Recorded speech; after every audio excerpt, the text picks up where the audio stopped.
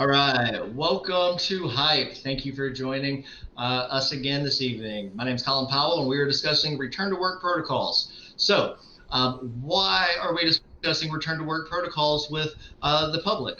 Well, it's very important because you actually have a larger say in this than you realize, and we just want to go over some of those with you. First off, most people say that they don't understand what their employee benefits are, that or nor are how they are covered to COVID. So right now, everybody I think is very confused. A lot of people are losing, their employment or maybe afraid to.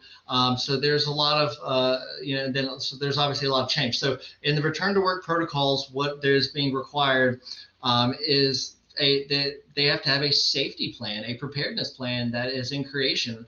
They also have to have certain, PPE equipment that meets the requirements for sanitization. There's also, and one of the big things that today, even on a discussion, the return to work, employees are not required currently by the Department of Labor to take an antibody test prior to coming back to work.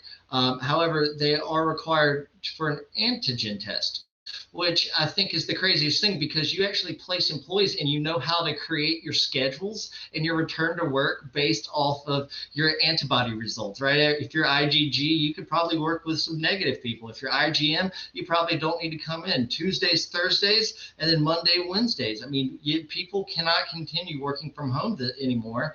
Everybody has, there's more than enough evidence and stats to prove that people are just tired of it. 3 in 4 people will have said, hey, I am willing to share my test results with my employer if it allows me to return to work safer or and to return to work more quickly. So we're looking at 3 to 4 people, which is the all-time high. I've never seen anything like that. People willing to share their results with their employer. However, there aren't really incentives for these employers to or even legally make it so that they can do the antibody testing for the employee. So what these return to work protocols are lacking is the key to determining how they're going to begin doing scheduling and moving forward. Again, this goes back to the antibody test and creating a preparedness plan and having an admin program where you can monitor and remote patient monitoring of individuals and employees who are working remote. There's also different things such as, we're finding that people are drinking on the job a lot more. Marijuana and drug use is up, tobacco use is up. So there are ways within the return to work world that are being explored where saying, okay, fine, you don't have to get an antibody test, but if you aren't, you are now going to have to follow under these. You're going to have to take this test weekly to say, for opioids or whatever it may be. So I think the return to work protocols and the problem that every employer is facing right now, they're all coming and they're saying, what do we do? How do we get through this with COVID? Well, you're not a healthcare compliance company. You have to partner with one. You can try and do that internally.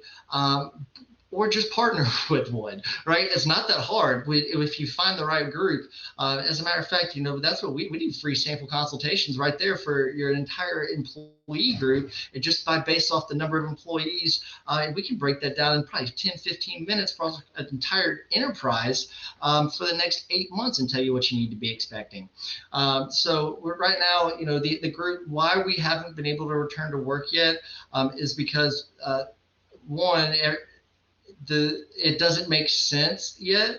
And even though we're not asking and saying, hey, the Department of Labor is saying this, but that doesn't make sense. So nobody even really quite understands that. But also everyone is still scared. We're still in that time right this moment. But so I think that if we combine those two and say, look, okay, maybe you can't force me to get vaccinated. I'm not going to get a titer or a religious exemption or something like that what you would find with another vaccination, but say, hey, I'm going to reward you guys that did get tested so we know where you stand, and we're going to, as a matter of fact, keep you safe and keep testing you so you feel safe being here. And that's really the sweet spot that we're finding. The groups that are being successful in returning to open to work, those are the ones willing to do some of those things and not just saying, More paperwork. It's saying, how can we incentivize my people to be safe? And it's not even how do I get my customers through the door? It's how do I make my people feel safe?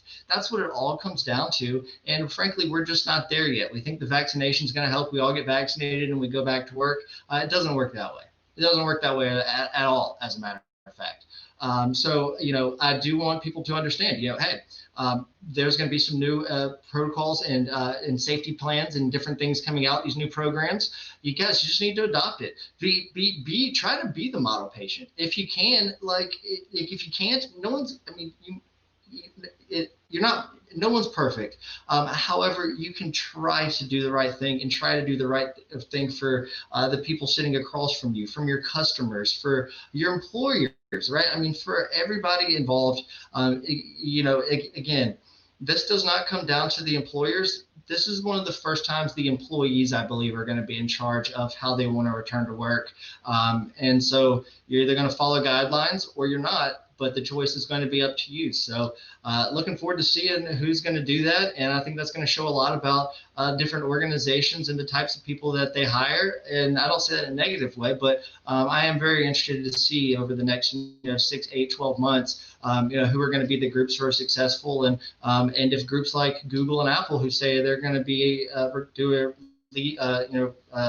not a return to work thing for, at least, until summer, June, July, let's see how those work. I mean, if there's a group that was good at doing it, it'd be them. So, but again, return to work protocols, everyone's going to have to follow it.